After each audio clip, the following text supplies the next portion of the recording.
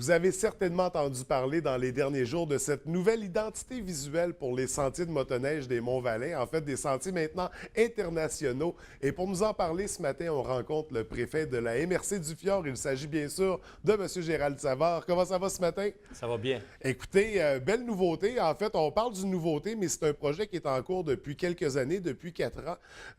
C'est ce changement d'identité-là, cette nouvelle apparence pour rendre les sentiers au niveau international. Qu'est-ce qui a été fait exactement? Nous, ce qu'on voulait, c'est un sentier particulier qui est unique au Québec, Oui. avec un sentier très sécuritaire. C'était la marque de commerce parce que les gens viennent du monde entier chez nous, Oui. Européens ou les Américains. On voulait que ce sentier-là soit sécuritaire parce que ces gens-là, souvent, n'ont même pas jamais utilisé de motoneige. Ce qui veut dire un sentier plus large, court pour corriger côte. Puis aussi, ce qu'on voulait, c'est un sentier dont 175 km à un endroit où la neige dure 6 semaines en général de plus, avec beaucoup plus de neige et de la neige naturelle et un paysage extraordinaire. Ce qui nous démarque, c'est ça. Oui. Est-ce qu'on va devenir la capitale de la motoneige avec un sentier comme ça? Alors, d'après moi, ça attire les gens du monde entier. Oui.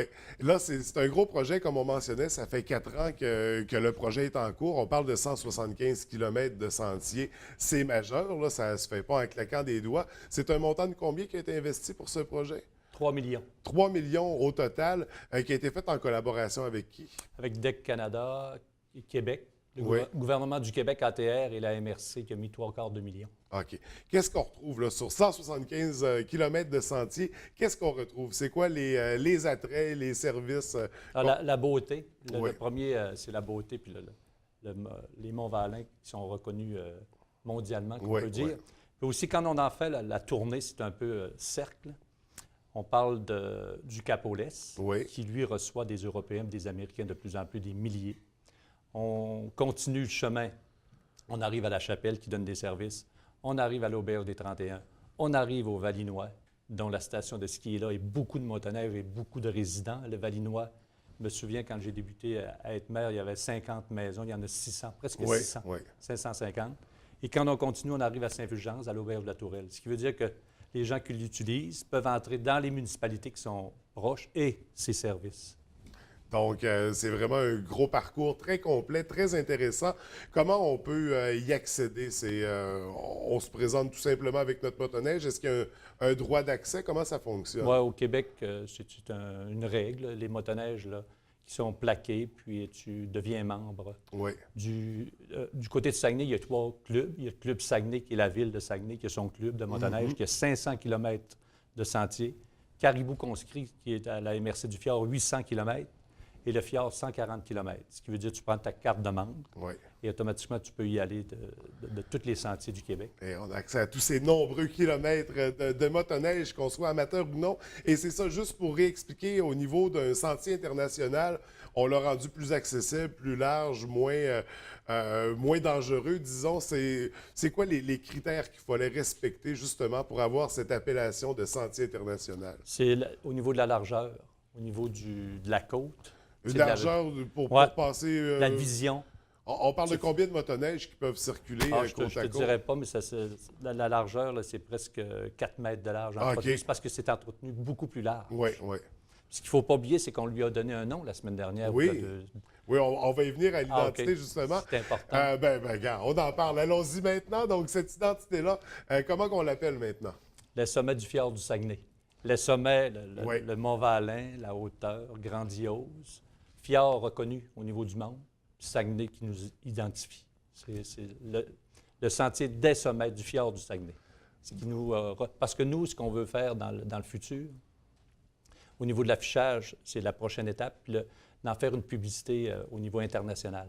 Parce qu'on veut de plus en plus de gens qui viennent ici, Oui. dans la région, pour créer de l'économie aussi en même temps. Mais c'est ça, c'était la vision derrière ce projet-là qui est entamé depuis 4 ans. C'est vraiment d'attirer des gens de partout dans le monde, de venir découvrir le sentier, mais en parallèle, tous les attraits touristiques que la MRC a à offrir. Puis on sait qu'il y en a de nombreux attraits touristiques dans les diverses municipalités qui sont couvertes. Donc, c'est vraiment une belle nouveauté à surveiller pour la MRC du Fjord. Comment nous, on y accède? C'est accessible à toute la population dès maintenant. Là, au moment où on se parle, c'est... Quelqu'un qui a une motoneige, qui veut faire de la motoneige. Ça fait qu'on y va, on va découvrir ça avec Surtout notre appareil photo parce que...